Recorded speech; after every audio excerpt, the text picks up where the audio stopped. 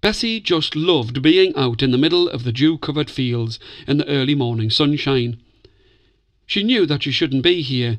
She'd been told often enough by her mum and dad, and she could hear their stern voices in her head as she danced amongst the buttercups and daisies. But right here, on the edge of the new pit, she felt as happy as a 4-year-old could feel. It had been easy for her to make her way out of the crowded bed at the top of the house, but the squeak of the latch and the creak of the front door had nearly woken everyone in the house. Having to share a room with her 7 brothers and sisters was one thing, but Ginny's elbows were as sharp as an axe when she tossed and turned in her sleep, and Bessie had had enough. Dressing as the sun rose, she was determined that she would go and see her dad as he came home from the mine, and, with her grandma's old teddy under her arm, she started to make her way up the great pile of dusty black coal that made the green of the field look even greener. "You keep me safe, won't you?" She hugged at the worn neck of the small white teddy in her arms. This was a precious toy. In fact, it was the only toy that she had in all of this world, and she took him everywhere with her. As she scrambled on, she reached a flattened place in the great stinking pile of coal, and she could see over the manager's high brick wall and into his beautifully tended garden.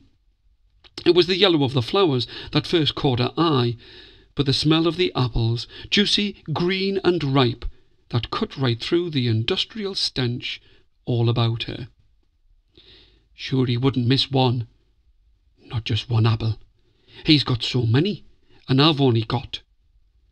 She paused in her thinking out loud as she squeezed the teddy in her arms even more tightly. I've only got you and my dad. For the moment she had forgotten about the whole of her snoring family, and for the moment she had forgotten about the things she'd been told by her mother and father about stealing. Quick as a blink of an eye, she was down by the fence at the front of the garden and under the rusty wire and into the manager's orchard. The apple trees were groaning under the weight of their rich bounty of fruit, and many had fallen onto the soft green earth below.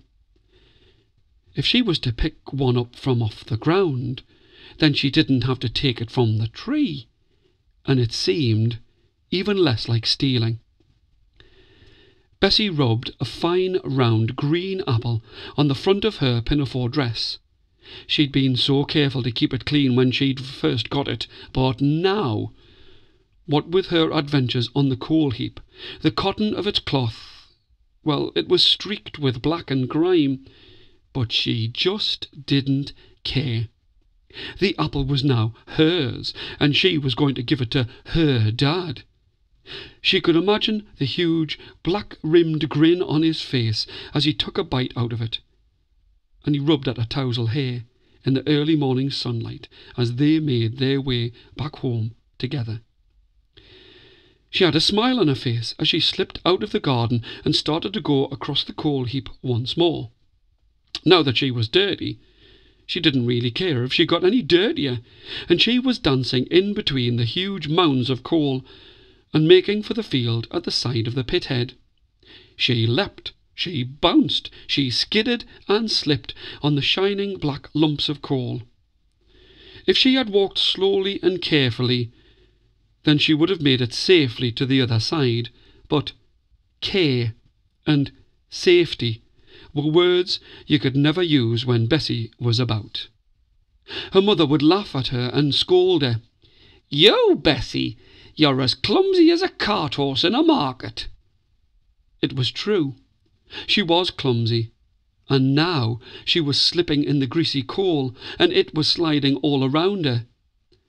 First, she couldn't move her legs, and then she was trapped up to her waist. She wanted to be anywhere else but here, and when she couldn't move at all, she let out a great wail of a tear-stained scream that would have woken up the world, if the world had been listening.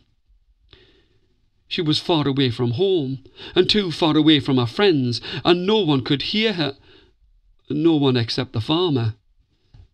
He wasn't too pleased that the pit had dropped all of its coal on his good pasture land, so he was no friend to the coal miners or the managers. Stopping the two great horses in front of him with a click of his tongue and a "Come on, you varmint," he had a curious smile on his face when he saw her. "Well, whatever next? Talk and scream and coal. I've seen many things, but I've never seen coal that could talk." He was laughing now as he took a closer look at her, stuck right up to her waist in the coal. Bessie did look as black as the heaped coals around her, and all that could really be seen of her was the white of her eyes and the pink tear stains down her blackened cheeks. "Please, please, please get me out!" Her voice was like a foghorn, but it only made the farmer laugh again. "Why, that's a mighty big voice for such a small girl, but I suppose I'd better get you out before they hoy you on the fire as well." He reached for a lead rope on the bigger of the two horses, and with a practised, quick flick of his strong hands, it was around her. She hung on for all that she was worth, and was dragged out of the clutches of the coal. He couldn't stop himself from smiling as he looked at her as she scrambled to her feet, scratched and bruised, bleeding from her shin, and whimpering in front of him. "You've got yourself in a right old pickle, and that's for sure. Black as the ace of spades you are. I'll get my missus to clean you up, and get you back to your house before your mum and dad find you missing." He looked at her in the way that the vicar would look at a naughty choir boy. "But if I was to clean you up and get you home, what are you going to give me? Nothing comes from nothing, and you've got to pay for my help. What have you got, young Bessie?" She was still clutching at her teddy, and there was no way that she would give him up. The only thing that she had was the apple. With dust-covered fingers, she pulled it from the pocket of her dress and put it in front of the farmer. An apple. A green apple. A ripe, green, juicy apple. "Well, I ain't no teacher, but I want to know where you got that apple from." Too frightened to speak, she nodded her head towards the manager's garden.